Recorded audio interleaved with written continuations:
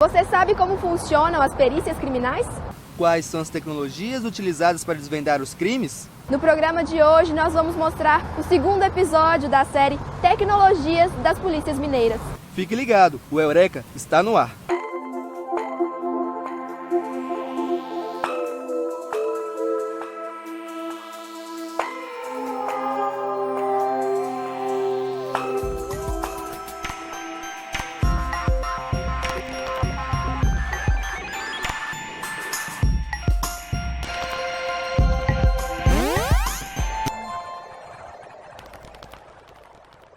A perícia criminal é indispensável na solução de crimes quando existem vestígios. Com a ciência forense, os peritos são capazes de analisar o corpo, o objeto, a cena do crime e realizar exames em laboratórios específicos. Cada fase da investigação é realizada por um setor do Instituto de Criminalística e, atuando em conjunto, elas são ainda mais eficientes. O Instituto de Criminalística tem várias áreas, elas são separadas, mas não são estanques, elas se interagem. Cada setor dá suporte para o outro. Por exemplo, nós temos um setor que faz trabalhos externos, que é crimes contra a vida. Quais seriam os tipos de suporte das especializadas para esse setor que faz trabalhos externos? A documentoscopia, que é a área onde eu atuo hoje, a áudio e vídeo, a balística no laboratório, a parte de DNA, de biologia.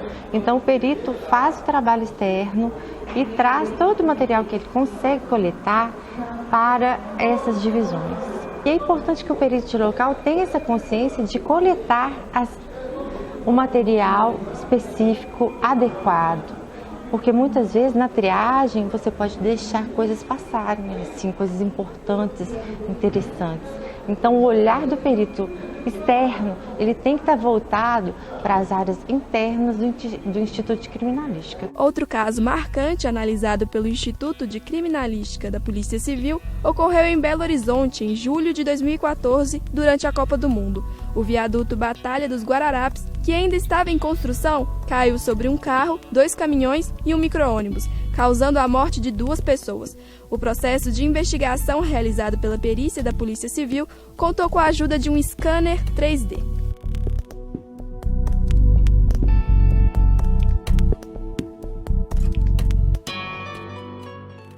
Inicialmente, quando a gente teve a notícia da queda do viaduto, vários peritos foram para o local, e se empenharam no trabalho mesmo, porque a gente não sabia quantas vítimas fatais a gente tinha no caso. Então, começou um trabalho com peritos da engenharia legal, da crimes contra a vida, do trânsito, e o trabalho foi se estendendo no período noturno e conseguiu liberar as vítimas, para então dar uma sequência. A partir do dia seguinte, a engenharia legal, que é a seção responsável por esse tipo de evento, começou o trabalho. E aí nós tivemos o apoio de uma empresa que nos cedeu o scanner 3D.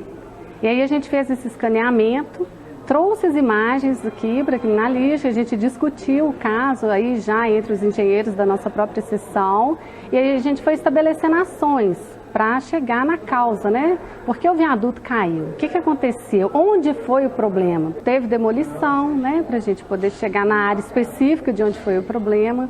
Depois teve escavação e até que a gente chegou no problema, que foi demonstrado no laudo pericial, do bloco de fundação, que cedeu e o pilar afundou.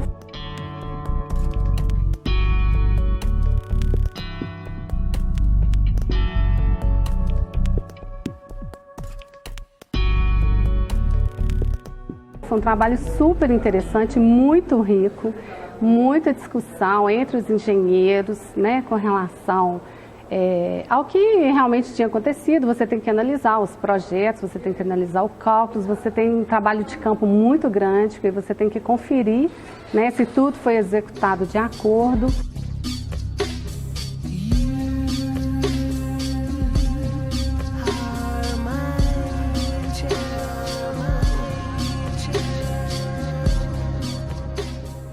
Cada detalhe conta. A descoberta de um culpado fiscal já mudou todo o rumo de uma investigação. Um fato ocorreu e todas as provas externas, dos exames externos estavam sendo feitos e tudo batia assim com o que estava sendo relatado. A partir de um pequeno bilhete, estava pagado um ticket de compras, que foi coletado em uma das diligências feitas, que foram 18 diligências ao todo nesse caso. Esse pequeno ticket de compras foi coletado no local, um papel emboladinho, num cantinho assim que passaria desapercebido, foi coletado, trazido para o setor. Os profissionais aqui fizeram um levantamento e recuperaram os dados. A partir dessa recuperação, a vertente de investigação mudou completamente. Tudo que ele falou, tudo que ele estava afirmando caiu por terra e a investigação voltou ao início. Rogério Araújo Lordeiro é perito criminal da seção técnica de Física e Química. Nesta seção, os aparelhos são capazes de identificar vestígios de balas, drogas e até descobrir elementos tóxicos em bebidas. Na análise química que a gente faz e executa nesse laboratório, a gente utiliza basicamente 3 tipos de aparelhos. As cromatografias gasosas, um cromatógrafo gasoso utilizado para fazer a análise de droga bruta. Utilizamos também um espectrofotômetro de infravermelho, no qual ainda está acoplado um microscópio, que ele possibilita fazer a análise direta de vários materiais, análise via infravermelho, e também dispomos de um cromatógrafo líquido acoplado a um espectrômetro de massas, e geralmente utilizado para análise onde a matriz é mais complexa. Por exemplo, quando se tem veneno, pesticidas em geral, em alimentos, em bebidas, é utilizado esse tipo de equipamento.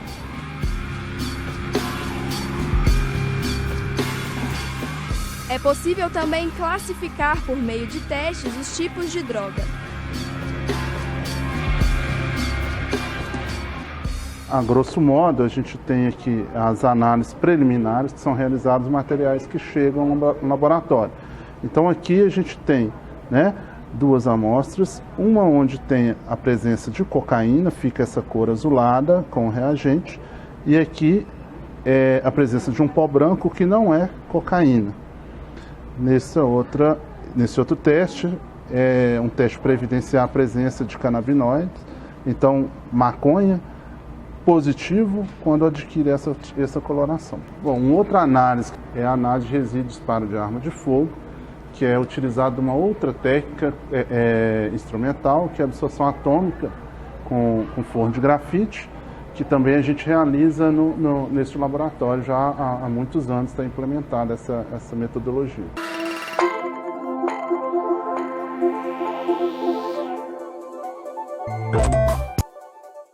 O aparelho de luz forense é utilizado aqui no Instituto de Criminalística da Polícia Civil nas investigações como uma forma de descobrir, por exemplo, se uma nota é falsa ou verdadeira.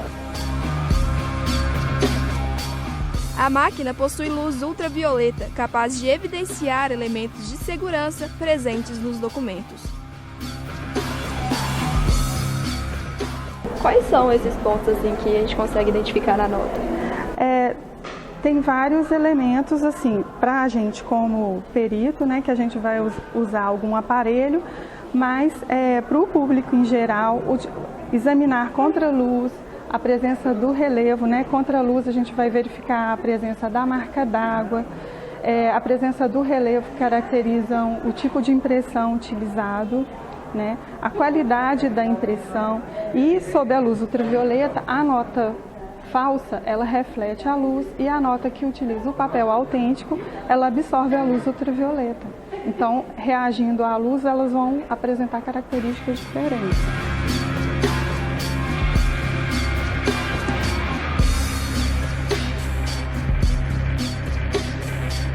O Eureka fica por aqui. Se você deseja participar, envie um recado ou dê sugestões pelo e-mail do programa e redes sociais da PUC TV. Muito obrigada pela sua companhia e até o próximo programa. Tchau!